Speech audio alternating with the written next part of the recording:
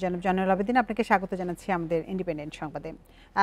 আপনার কাছে শুরুতেই জানতে চাইব যে নির্বাচন কমিশন স্বাধীন হলেও তত্ত্বাবধায়ক সরকার ছাড়া সুষ্ঠু নির্বাচন সম্ভব নয়, এটি কেন? দেখুন, এই প্রথমেই আমি আগে বলতে চাই যে যারা এই গত পরশুদিন মাইলস্টোন কলেজে যারা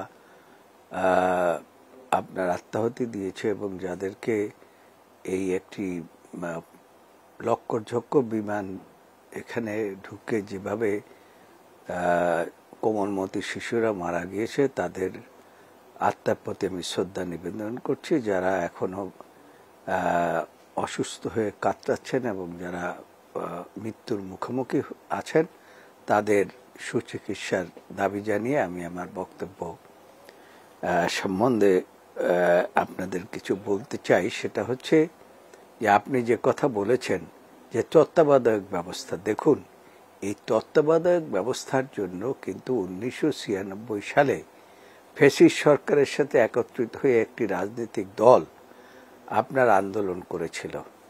তারপরে তৎকালীন বিএনপি সরকার সেই দাবিকে নিয়ে একটি তত্ত্বাবধায়ক সরকার ব্যবস্থা করেছিলেন। এখন যে বিষয়টি হচ্ছে সেটা হচ্ছে যে তত্ত্বাবধায়ক সরকার ব্যবস্থা যেহেতু এখন আর ওই খায়রুল হক সাহেবের জাজমেন্টও নাই, আর আপনার যে অন্য যে সমস্ত প্রতিবন্ধকতা ছিল সেই সমস্ত প্রতিবন্ধকতা এখন আর নাই। সেই ক্ষেত্রে আমরা মনে করি এই সরকার, আমরা মনে করি যে এইটা একটা জনবান্ধব সরকার এবং জনগণের ইচ্ছার প্রতিফলন হিসাবে এটা একটা অন্তর্বর্তী সরকার হিসাবে রূপ পেয়েছে। সেই ক্ষেত্রে এই সরকার তাদের দায়িত্ব পালন করবে। নির্বাচনের একটি ভিন্ন প্রেক্ষাপট, সেই জন্য তত্ত্বাবধায়ক সরকার ব্যবস্থা হলে দেশে একটি সুষ্ঠু গণতান্ত্রিক প্রক্রিয়ার মধ্যে আসতে পারে।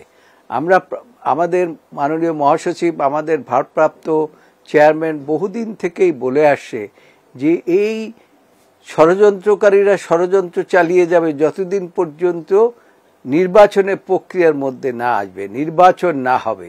কাজেই গণতান্ত্রিক প্রক্রিয়ার জন্যই কিন্তু দীর্ঘ 17 বছর এই আন্দোলন হয়েছে এবং আপনি অনেকে আয়না ঘরে গিয়েছে, অনেক গুম হয়েছে, খুন হয়েছে, বিএনপির বহু নেতা কর্মী বিরুদ্ধে হাজার হাজার লক্ষ লক্ষ মামলা হয়েছে।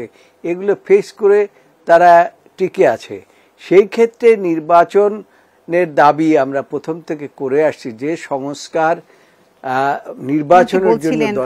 তত্ত্বাবধায়ক সরকারের কথা বলছিলেন, তো তত্ত্বাবধায়ক সরকার ছাড়া যদি সুষ্ঠু নির্বাচন সম্ভব না হয় তাহলে কি আপনারা বর্তমান সরকারের অধীনে নির্বাচনে যাবেন না? না, না হয় এই কথা কিন্তু আমরা বলি না। আমরা বলছি দেশের মানুষ সুষ্ঠু একটা নির্বাচন চায়, একটা গণতান্ত্রিক প্রক্রিয়া, এবং যেই নির্বাচন হবে স্বচ্ছ নির্বাচন। এবং এই যে সরকার, এই সরকার কোনো অবস্থাতে নির্বাচনের ক্ষেত্রে, আইন শৃঙ্খলার ক্ষেত্রে, ষড়যন্ত্র মোকাবিলার ক্ষেত্রে ব্যর্থ হোক, এটা কিন্তু বাংলাদেশ জাতীয়তাবাদী দল চায় না। সেই জন্য দু একটি দলের প্রতি কমিশনের পক্ষপাতের অভিযোগ উঠেছে, এ বিষয় নিয়ে আপনি কি বলবেন এবং দেশের বর্তমান আইন শৃঙ্খলা পরিস্থিতি নিয়ে কি বলবেন? কমিশন তো এখনো দায়িত্বই পালন করতে পারে নাই। পক্ষপাতিত্ব কারা আনে? পক্ষপাতিত্ব ওই ব্যক্তিরাই আনে যারা নির্বাচন চায় না। আমরা তো এখন পর্যন্ত তাদেরকে কোনো দায়িত্ব পালন করতে দেখি নাই।